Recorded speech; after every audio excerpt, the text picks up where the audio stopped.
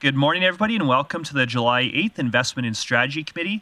I'm on this committee along with councillors, my apologies, I need to check it out, councillors O'Connor and Blackmore, and of course, Mayor Clayton. My apologies to the delegations that we're starting a little bit late, but it's an exciting meeting because it's all public delegations today, so it's always exciting to hear from partner organizations and members of the public who bring issues to us. And with that, I'll ask if Councillor O'Connor can move the agenda. Yes, I move that we approve the agenda as presented. In order, don't see any conversation or debate, so I'll call that to question.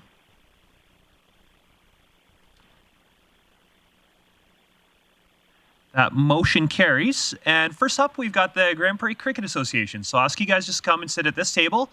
And one of you can come up, or all three of you, it's up to you. And if you'll just sit at one of the chairs, pull the microphone a little bit close to your face, doesn't have to be right up there. And you're familiar to council, but for the sake of people watching, if you just introduce yourself, and I'll give you about 5 minutes before I cut you off so we can ask questions.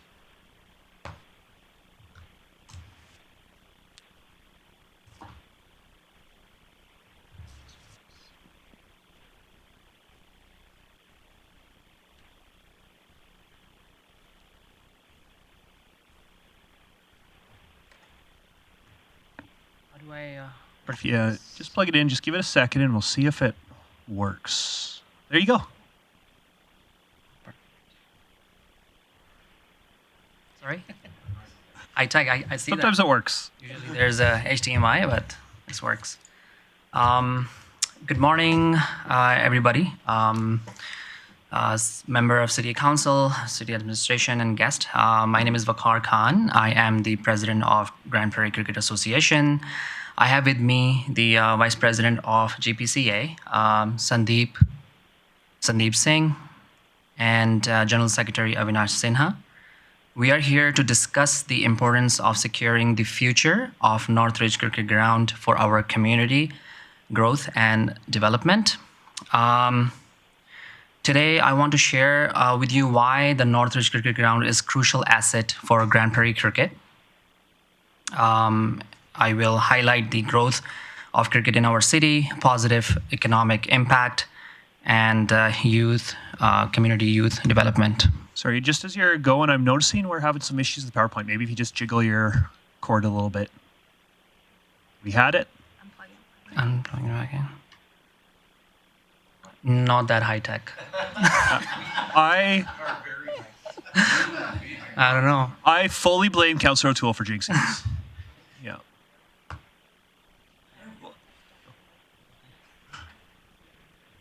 All good? All right. Gotcha. So as I mentioned, I have with me today the General Secretary, Avinash Sinha. Let me just try the other side.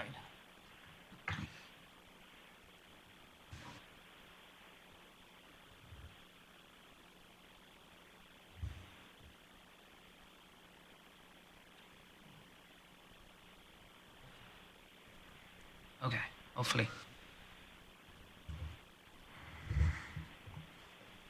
All right. If I just go like that, and let's see if it is able to. What we also can do if we can't get it to work is administration can connect with you after and get it emailed to all of council after too, so we can review it after as well. Sure.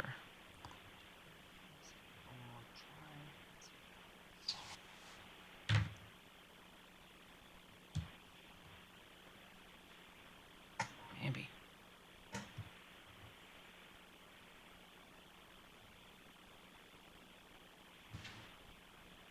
And if it goes the way, I'll just continue, yeah? All right, so I'm here on behalf of the Grande Prairie Cricket Association, and I have with me General Secretary of Grande Prairie Cricket Association, Avinash Sinha, and the Vice President of GPCA, Sandeep Singh. First, quick introduction, who we are. We are a nonprofit organization established 13 years ago, and we have been supporting the growth of cricket in the region, and we are the largest organization of cricket in the north. We are promoting cricket, community, and youth development since establishment. Purpose of presentation: advocating for retaining Northridge Cricket Ground, demonstrating community value and impact of cricket facility. In last few years, we have seen a rapid growth in our cricket community. We have expansion from 5 teams to 7 teams, and each team is containing about 18 players, though there's only 11 playing at a time. We have seen significant growth in our youth participation as well, and that age from 8 to 18. We have a huge diversity as well. Plans underway for introduction of women's cricket as well in future. And we have member representing diverse communities and cultures that expand from, we have had players from Australia, New Zealand, India, Pakistan, Bangladesh, and Sri Lanka, and many other countries that played with us and still playing with us. Grande Prairie cricket is the regional attraction for economic impact as well. We are planning for a Grande Prairie Cup in September and August and September long weekend, and participation expected from Fort McMurray, Edmonton, Calgary, Prince George, Dawson Creek, and Red Deer in Grande Prairie. Economic contribution: positive impact on local hospitality business, hotel, restaurants, and retail. Increase economic activity during cricket events and tournament. Community retention: enhancing quality of life, attracting families to stay and thrive in Grande Prairie. Community and health benefit: Grande Prairie Cricket Association is just not only a hub where people are coming and socializing and engaging in sports activity. We are also encouraging active and healthy lifestyle across all age group. Provides structure, physical activity for youth as well.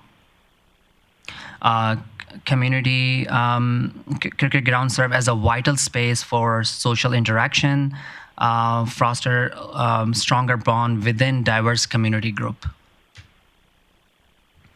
Investment in youth development.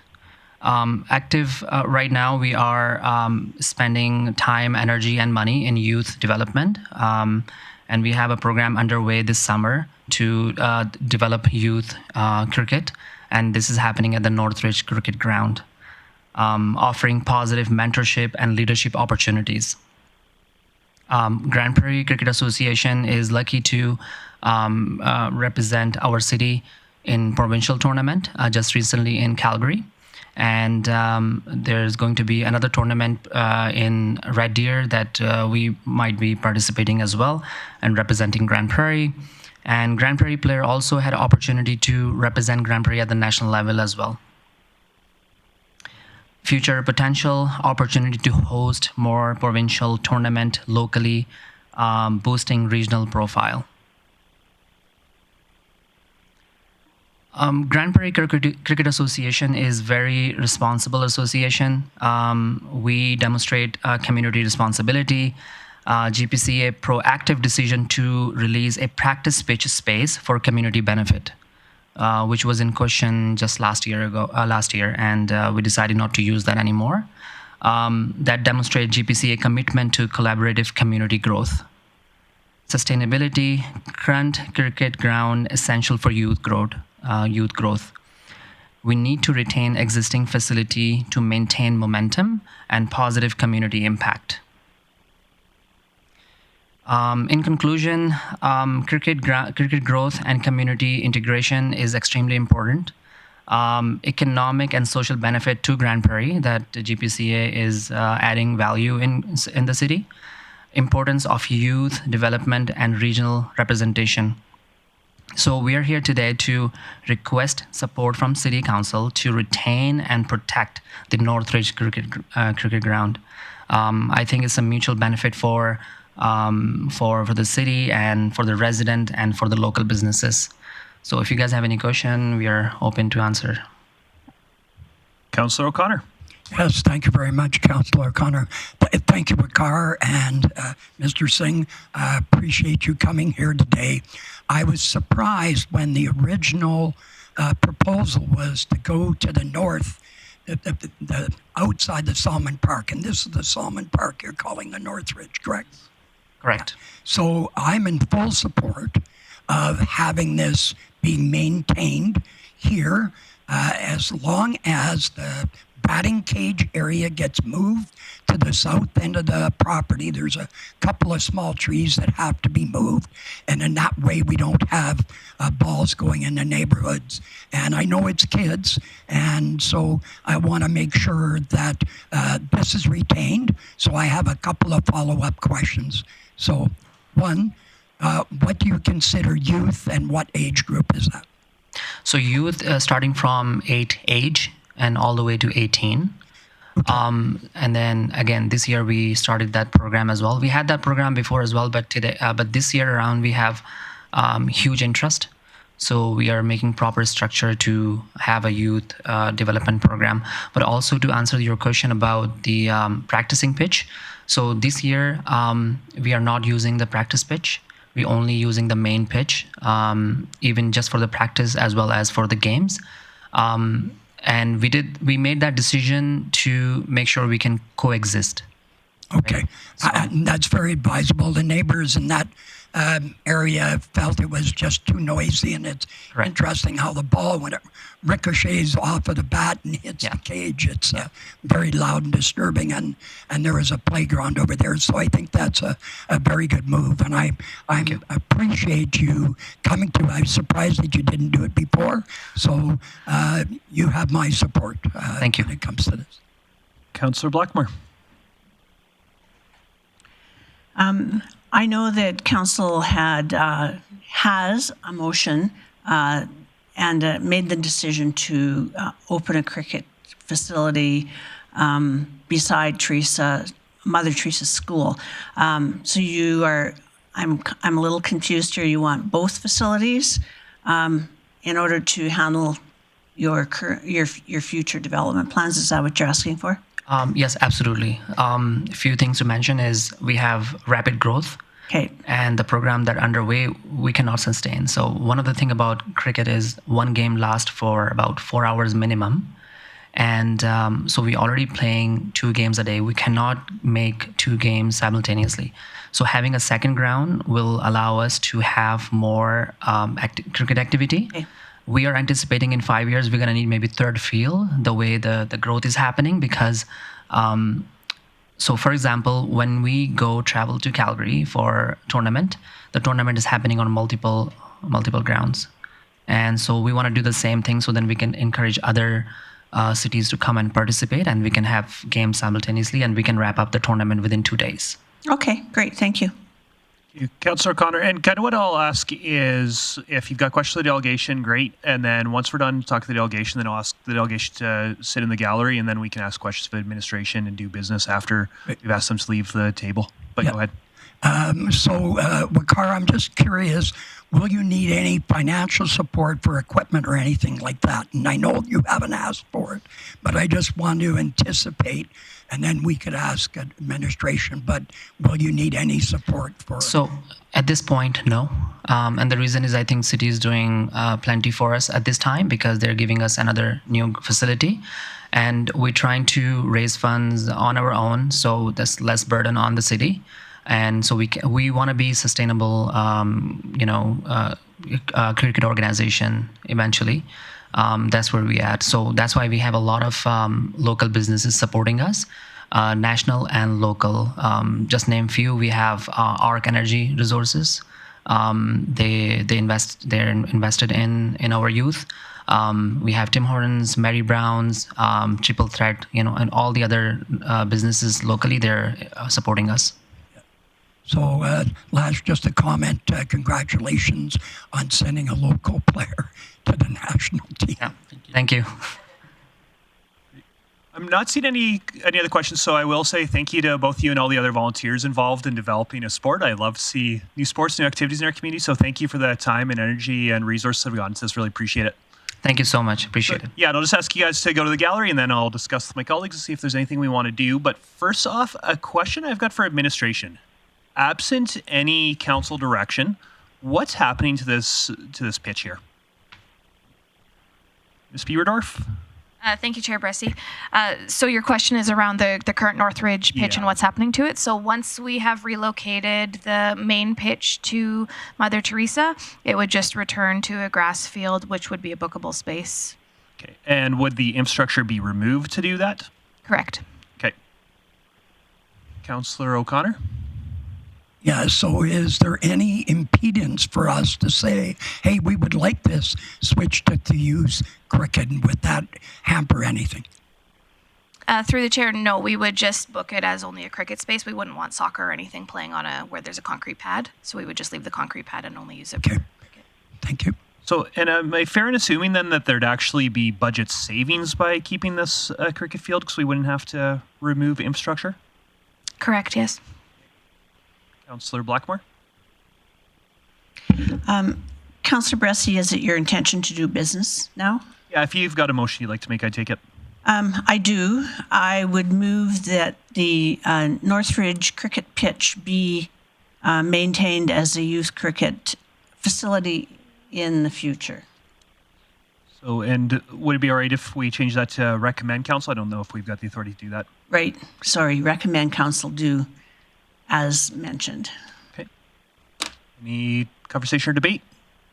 Not seeing any, so I will take that to question.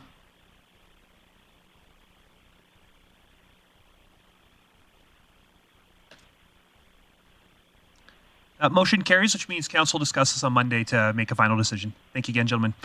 And next up, we have the Grande Prairie Regional Sport Connection.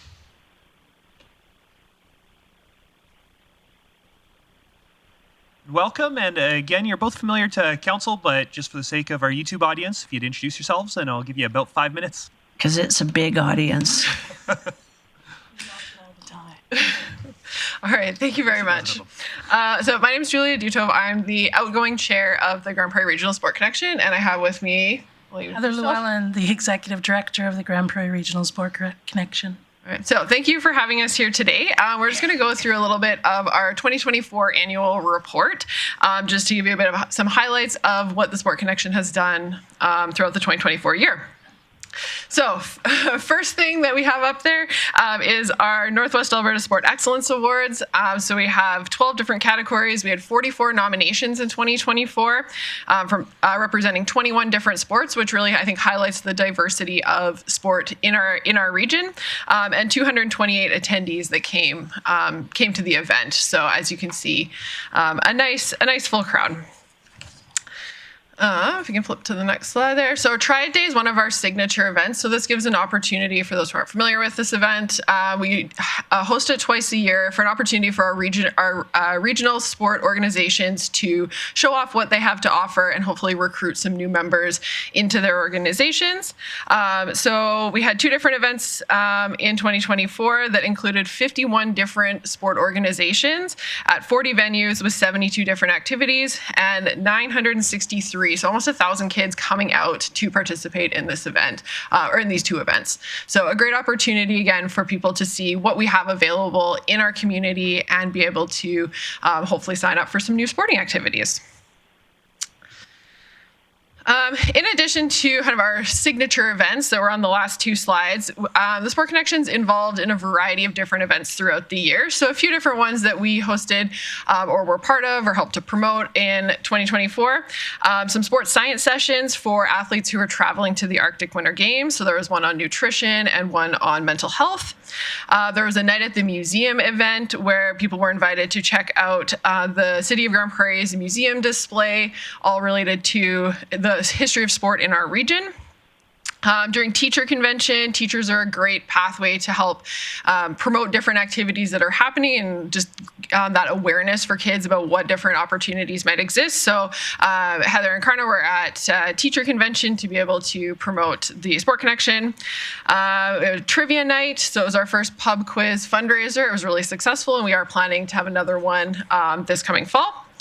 Helped to send off some of the Team Alberta North athletes to the Arctic Winter Games earlier in the year in February, and chaired the Results Center for the Alberta Winter Games that were hosted here in Grande Prairie. So a number of events throughout the region. As you can see here, there's just some statistics about our website. So we've got lots of activity happening on our website and through our various social media channels. One of the nice things that we have on our website that's been really beneficial for the community is a calendar of when different sports are doing their registrations for the year. One of the feedback things that came from a lot of parents was, oh, I'd love to put my kid into whatever sport, but I missed the registration. So not only does it highlight all the different sporting organizations we have in the community, but also when roughly you'd be able to register for them. So hopefully people can get involved where they want to. So that's definitely one of the nice tools that we have available on our website. Just a little bit of a summary here. Lots of different requests for support in different ways, whether that's organizations that are looking to start something new or to host an event for the first time, or may host a bigger event than what they're used to. So helping to connect with whatever resources they need within the community.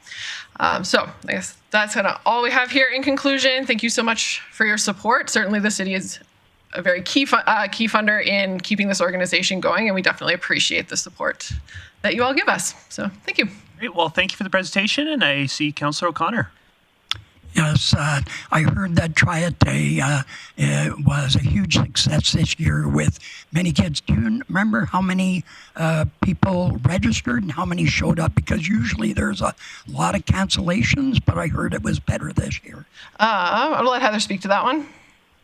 So yeah, I don't have exact numbers. I know we planned for about a 10% no-show rate. Some clubs were up to 25, but we also had a lot more walk-in additionals, and we had a significant increase in turnovers, where the kids that came to Triad Day actually registered for the sport afterward. One club had 90%. Wow. Because I've been working with them on making sure they sell themselves properly at Triad Day to get out there. And these guys, they did a great job and they had it. So a lot of increase in turnover. But again, the no-shows, when you have a free event, you kind of get that. And I understand, I know the answer to this, but I understand you're working with Kids Sport to try and make sure that all kids have accessibility to sports. Am I correct in that? Yeah, we work with Kids Sport and Jumpstart because the Grande Prairie Jumpstart is one of the few that still does individual grants. Most of them switch to community grants, but we still have them here, so we partner with them. And of course, Karna moved to Kids Sport, so we work closely with them just to the opportunities and get as many kids in sport as we can. Yeah, I'm showing my bias as I sit on this committee. So thank you very much. Councillor Blackmore. Yeah, I just have been wanting to congratulate you on Triad Day. I think one of the greatest compliments you get from the community is when other organizations start to copy you. And the arts community also is now launching a Triad Day for different kinds of arts and crafts. And I think that is a great pat on the back for you. So congratulations. And actually, the community of Airdrie has reached out and we're helping them plan theirs because they're similar size to us in demographics, so we're working on that as well. Well, we really appreciate the work that you do, and I know you represent an entire sector of people that have a ton of volunteers doing a ton of good work for the community. So thank you. We really appreciate it. Thank you. And last but certainly not least, we've got Grande Prairie Gallery Society. Thank you for your patience waiting for us.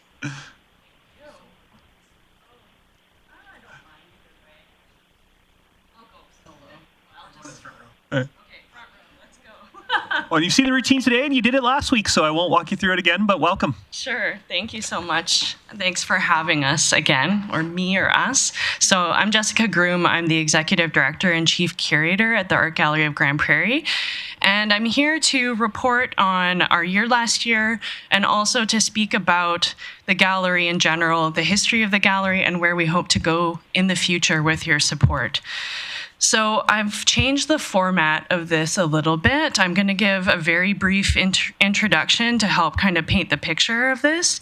And then I'm going to launch into gallery trivia, which is 7 questions, multiple choice and true and false, in the hopes to engage a little bit more dialogue here. So the Art Gallery of Grande Prairie is one of the largest public art galleries in Western Canada, and it has been promoting access to the visual arts to residents and many other communities throughout Treaty 8 territory for free since 1975. The primary activities of the gallery include exhibitions, educational programming, and presenting works of our cultural property within our permanent collection. As you know, the gallery is a Category A institution, meaning we are able to preserve and exhibit artworks at the highest of national standards. In addition, the gallery has been home to the Alberta Foundation for the Arts TREX Northwest Division since 1989, partnering with venues to host accessible exhibitions in their spaces. TREX Northwest extends the reach of the gallery into many northern and remote communities throughout Treaty 8 in venues such as schools, libraries, theaters, archives, museums, and community centers. Through these diverse facets, the gallery offers the public critically engaging content with connections to larger themes relevant to society, culture, place, and this moment in time. The arts act as a mirror, revealing what makes us who we are. Last year was my first year in the role of Executive Director and Chief Curator at the gallery, and also my first time presenting to City Council. Without any idea of how these things work, I followed in the steps of my predecessors by creating a detailed PowerPoint presentation, which also didn't work, by the way, with all of our statistics, photos, and achievements from the previous year to present. When the floor opened up for questions, I received only one regarding a typo in our operating hours. Since there were no other questions, my presentation was over, and I stayed to watch the next person present, who proceeded to address council with a complaint about loud trucks at the intersection in front of their house. I was shocked when they received a handful of questions from multiple councillors. This experience left me with the question, why? How is it possible that a grievance about loud trucks is more engaging than the impacts of a public art gallery? This scenario is sadly emblematic of the state of the arts in Canada, and not at all uncommon or surprising.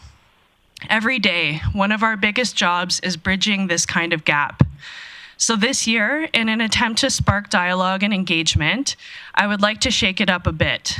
You all received a copy of our annual report in preparation for today's presentation, and many of you have been listening to reports about the gallery for years. So with that in mind, I would like to pose 7 questions to council. It's gallery trivia. So question number 1, how many annual visitors enjoyed our exhibitions, both TREX and in the gallery combined? Is it A, between 40 and 50,000?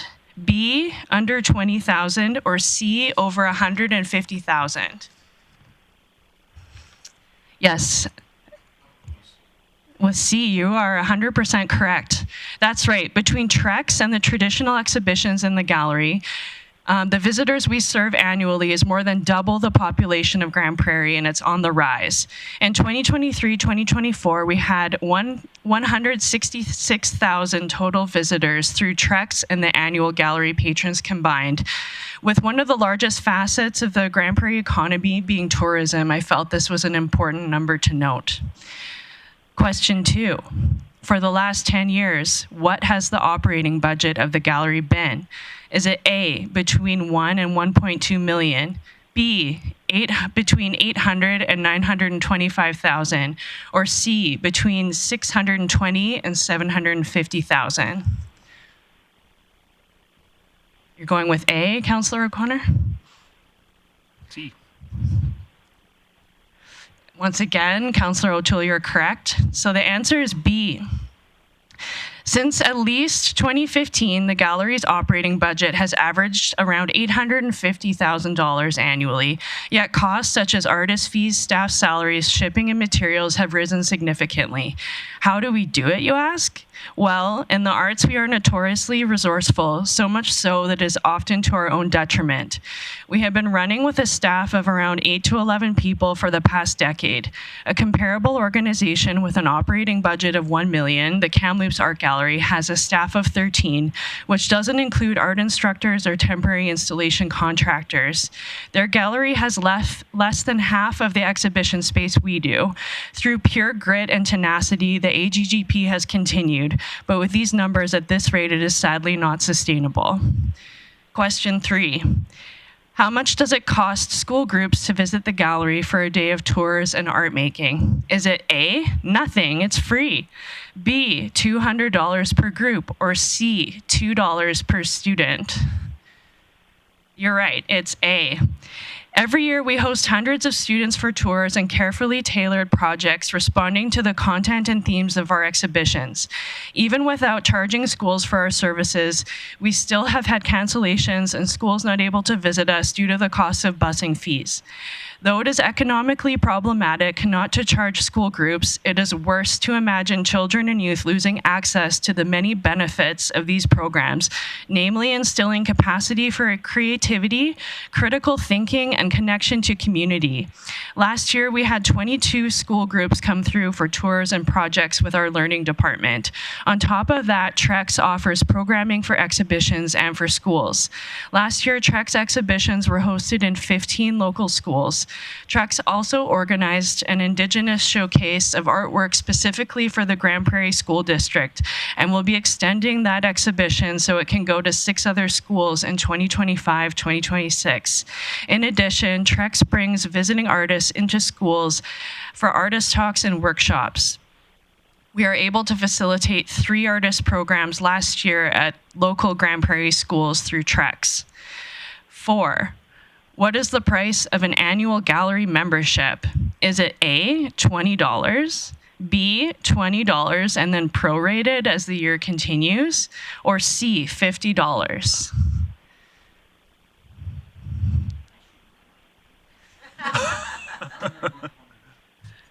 Okay, we've got one at $20.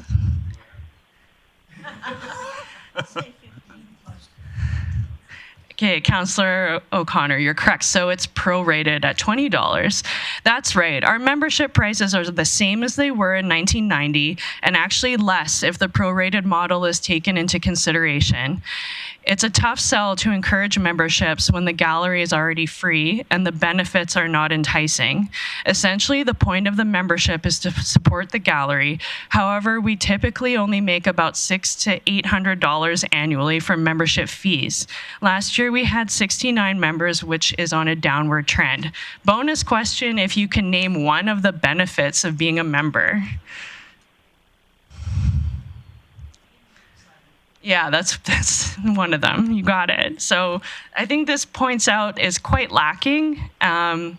Question number 5. Sorry, maybe I'll ask for just one more question. Yeah. Well, then I'll take you right to number 7. What is the biggest challenge the art gallery is currently facing? Is it A, funding? Is it B, membership? Is it C, security? Is it D, staffing? Is it E, administrative support for future growth? Is it F, modernizing collection management and improving collection care? Is it G, ensuring climate control protocols are upheld? Is it H, losing our building next year? Is it I, staying relevant during these unprecedented times? Is it J, all of the above? Yeah, you're right. And I would like to just speak to one of these points because it's one that apparently no one has spoken about before. And I'll talk about security. So one of the major oversights when conceiving this new gallery in 2012, when it reopened after the roof collapse, is the lack of security considerations. Yes, there are cameras. Yes, one security member from Apex patrols the whole MCC each hour, but this is not nearly enough. We've had nothing but problems with people touching artwork, and in one case recently throwing it across the room and damaging it. Staff have been documenting all of these cases since last August, and we have pages and pages of incident reports. It is all above the pay grade of the receptionist to have to do double time as security. The receptionist diligently watches the cameras and can technically use the PA system to tell people to stop touching artwork. But strangely, the PA has about a 1-minute delay before it broadcasts over the intercom, rendering it basically useless. We got a lot of pride from saying we are one of the largest galleries in Western Canada, but I guarantee if you walk into the Art Gallery of Alberta, Contemporary Calgary, or basically any other gallery, you will notice that in every room there's a docent closely watching and telling people not to touch the art. At one time, the AGGP motto included the sentiment world class, but how can we live up to such a title when we can't even guarantee the safety of artwork on a basic level? Thank you for that presentation. I'll look around and see if I can't see if you're trying to get in the queue. Okay, sorry, Councillor O'Connor. I was trying to interpret those. Councillor O'Connor. Do you know roughly what budget it would cost you to have someone that escorted people through? Right. So I estimate we would need at least 2 full-time docents. And given that in the arts, we don't pay people very well, I would estimate that those people would make between $45,000 and $50,000 a year for that job. Councillor Blackmore. I think, Jessica, one of the reasons you don't get a lot of questions from us is because you do a really good job of telling us what we need to know.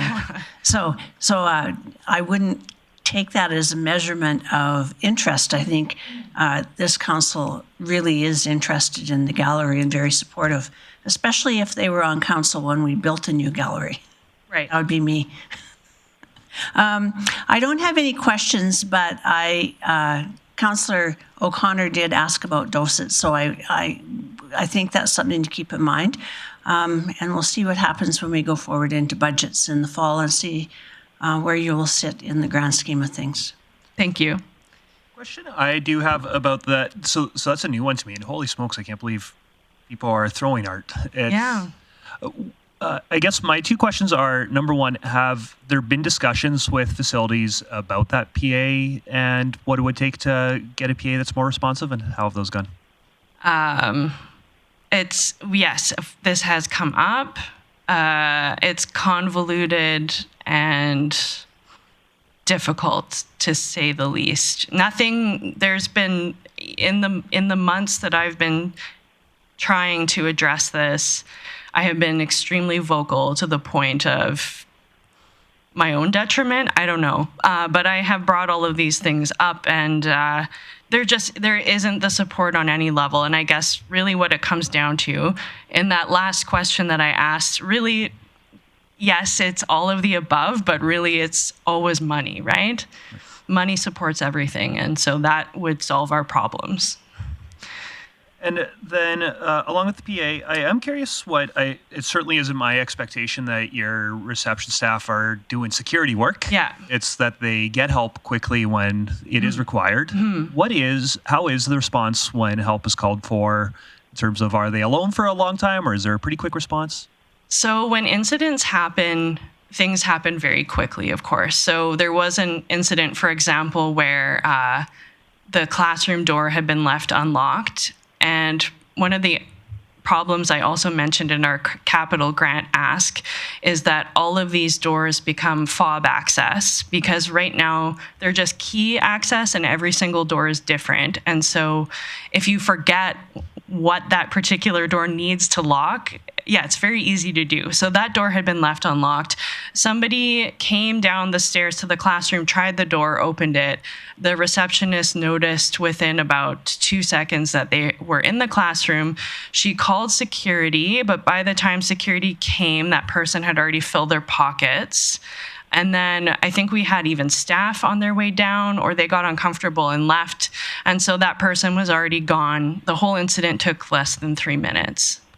So even though the response is pretty quick, still when things happen, they happen fast. And unfortunately, in none of the incidents that have happened over the last 6 months, security has never been there when we needed them.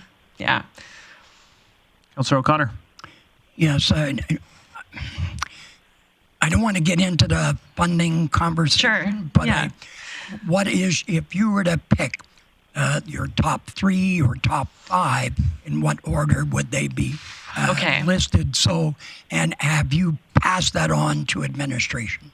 I think administration is very aware. Like I said, I've been just talking way too much. So other than funding, of course, security, and that's why I chose to inform you about that. Yeah, we need at least 3 to 4 new staff, docents being 2 of those positions. What we really need is somebody for marketing and social media as well, and of course a registrar, collections manager, because our permanent collection has over 850 artworks, and it has never been actively managed or cared for in 50 years by anybody who is qualified to look after artwork at this level. And so one of the biggest projects that we'll need to undertake next year while we're closed is updating our collections management software and basically redocumenting everything and reorganizing absolutely everything. So that is a big job. Okay. And will you, I'm assuming that you will have time to do that, but you also have to curate whatever location that you're working with the city on, whatever that location is, correct? Yes, that's right. Councillor Berg? Yeah, thanks, Chair Bressy. So I'm not on this committee, so I'm trying to keep my nose out of it. But again, as a former chair of the art gallery, I understand what your struggles are. What I would love to see, and I don't need this today, but it's along the lines of what Councillor O'Connor just asked. Mm-hmm. For your priorities, is it possible to list them off along with a rough estimate of what it would cost? Absolutely. From what I've seen in my 3.5 years as council, is those that have itemized their priorities and shown us what the cost would be, then we actually have something to look at and something to debate, because we can't do all 7. Yeah. Maybe we could start chipping away at it, and that might be one way that you find success. Absolutely. Thank you for that suggestion. Thank you. Not seeing anybody else with questions. Okay. Well, thank you for the presentation. Thank you very your much. Staff and volunteers for all the work they do. Yeah. Thank you so much. Oh, thanks. And then as our delegation rejoins the gallery, I'm going to look to my colleagues. I personally, I can't make a motion, but I would love to know more about security concerns, especially as we're doing work in the building. So I'm curious if there's any interest in talking about that. Councillor Blackmore. I don't know if this question would be for Chief Lemieux or Chief Glavin, but facilities is involved in management of the building, as we know. So I'm wondering, the PA system is a good shortcut to security. It's not the security answer, but it is certainly one of the supporting pillars of security. I'm wondering what we need to do to move that forward through facilities. Chief Glavin. Sure, thanks, Chair Bressy. That's something I wasn't aware of until today. I'll have facilities take a look at what's going on there. I know they had issues on the library side at one point. I wasn't aware of any on the art gallery side, but they'll investigate. It could be, if it's a minor issue, we can do that just through normal operating funds. If it's a major replacement, that might be a capital ask. And we do have Apex security on site all the time, don't we? For the building, not for the art gallery specifically, but for the building, yeah. So that's something else we can build on.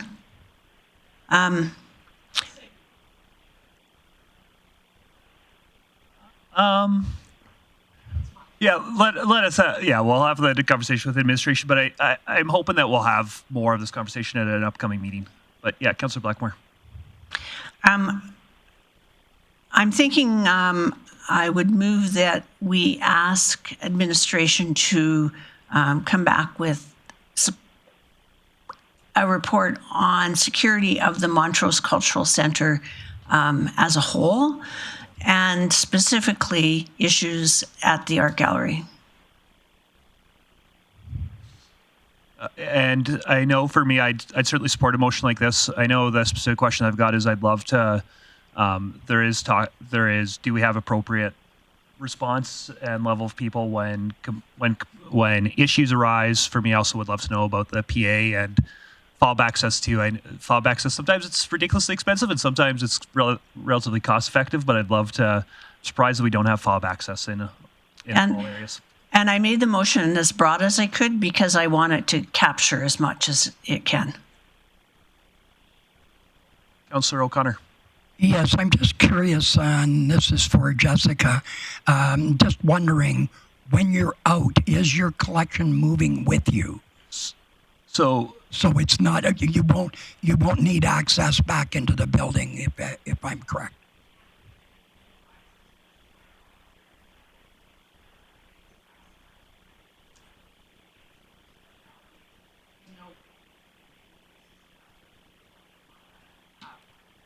Yeah.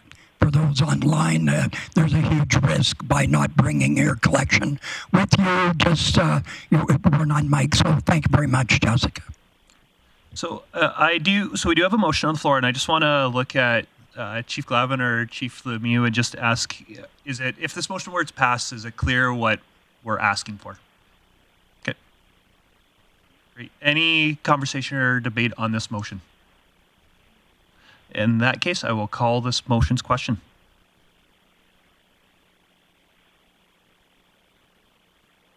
Great, thank you. That motion carries, and I'll look to committee and see if there's any other business anybody else wants to do. Are we?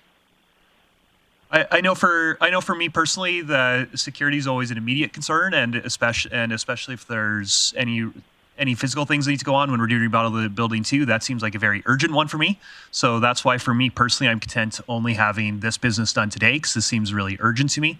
That doesn't mean that I'm not sympathetic and didn't hear other requests as well, and look forward to having more conversations as we get into our budgeting cycle and talk about other requests in the future. But that's why for me, I'm personally content with no more business today.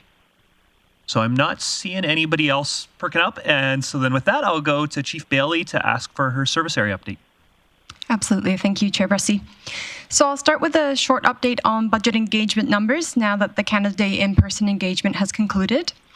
The combined total is now 900 responses, of which 500 were in person and 400 online. Robust analysis of all the responses received is well underway, and a fulsome update will be provided in the coming weeks to share the key insights and takeaways. Moving forward for Special Olympics, I'll briefly build on the planning for the Summer Games, which are set to begin this Friday. The opening ceremonies will be beginning at 7 p.m. at the Bennett's Energy Centre. And really, I'd just like to thank everyone who's signed up to volunteer and give their valuable time over the weekend in support. So we have 400 shifts filled with 275 volunteers. It would not be an investment and strategy update if we didn't do a call out for more volunteers. So we would welcome 10 more volunteers to work as first aiders to support medical. Really easy sign up on sogp2025.com. In addition, I'd also like to note that Access GP is supporting the Special Olympics this weekend by extending 311 contact center services from Friday to Sunday. And this is to ensure that athletes, families, and visitors get quick, accurate information during the event. Moving forward into healthcare attraction. Registration is now closed for the Asclepius Medical Camp, a program for high school students run by the University of Alberta Medical Student Volunteers. The camp received 108 applications for 50 spots, and offer letters have been sent. From July 22nd to 25th, selected students from the region will attend 4 days of hands-on activities at Northwest Polytechnic and the hospital, supported by the INVEST team. This initiative supports the Council's healthcare attraction and retention strategy, which prioritizes building local capacity. And in that spirit, INVEST Grande Prairie, alongside the Mayor and Councillor Blackmore, recently met with 2 physicians, one who's just relocated with their family to begin work at the hospital, and another who's expected to arrive in early September. So we appreciate the ongoing connection with AHS, as these physicians are warmly welcomed into the city. And finally, as it pertains to elections, the city hosted the first of our 2 candidate information sessions. We appreciated those that came to hear about municipal operations. As a reminder, the second session will be on municipal finance and will be hosted August 20th at 6 p.m. at the museum, and registration is required. The city has officially launched our election worker recruitment campaign for the 2025 municipal and school board trustee election. Information is readily available on our website, and these are paid positions, and we encourage people to apply early. There's multiple shift options available. And with that concludes the service update. Thank you, Chief Bailey. Any questions for committee? Councillor Blackmore. Thank you, Chief Bailey, for the report. You did tell us how many people applied for the medical camp, but I'm wondering how many people they have room for. 50. 50? So more than twice the prescribed number available. That's excellent, I think. That's it. Any further questions? Not seeing any, so I'll turn it right back to you for the outstanding items list. Thank you, Chair Bressy. 2 requests today. I'd like to ask to remove item 1367 and 1360. Both items have progressed and are no longer outstanding. Yep, go ahead, Councillor Blackmore. I move that the outstanding items list be accepted as amended. Certainly in order, and I will call that to question. And Bressy's in favor.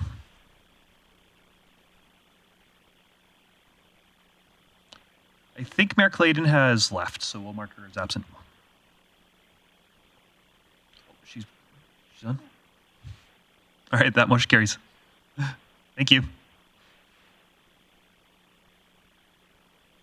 Misread my screen. All right, that motion carries, and with that, I will call us adjourned. Thank you, everybody.